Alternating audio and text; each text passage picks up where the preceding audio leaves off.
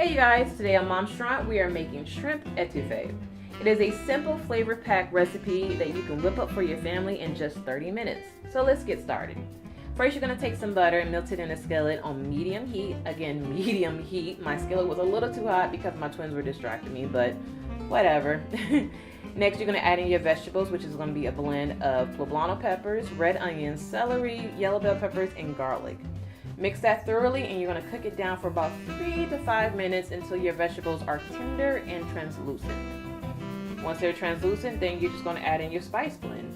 And for me, the spice blend is a Creole blend that you can find at momshrimp.com, but it's a blend of paprika, oregano, nutmeg, onion powder, garlic powder, black pepper, cayenne pepper, and salt.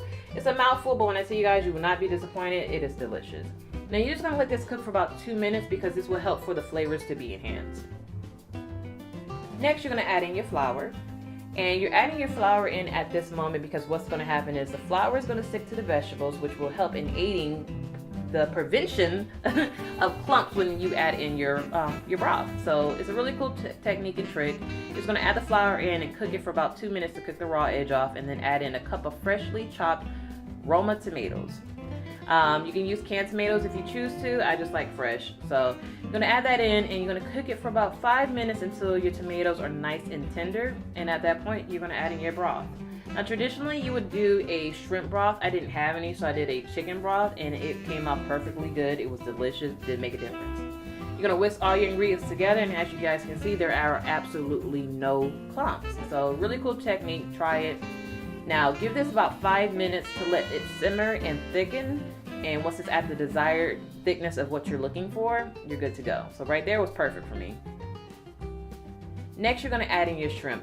I used about a pound of peeled and deveined shrimp. Now if you want to use shell-on shrimp, you can, but I just find it to be a little messy with gravy type dishes when you have shell-on shrimp.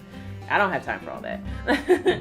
So you're going to carefully mix this all together. You want to make sure that all the shrimp is covered with the sauce because you want it to cook through evenly, and you want to make sure that every shrimp has that nice saucy flavor to it. Now you're going to cook it for about 5 minutes until your shrimp is nice and pink, and you'll notice that your shrimp is ready is when it starts to curl up and of course it's turned pink. And at this point you want to taste for any additional seasonings. For me, I decided to add just a little bit more salt. I didn't need any other spices because the spice was on point. So I added a little bit more salt to it and I was ready to go. So reduce your heat to low and get ready to serve. I served mine on a bed of rice, sprinkled with some green onions, and it was delicious. You guys, try this recipe out. Visit momshrimp.com for the detailed recipes and also subscribe.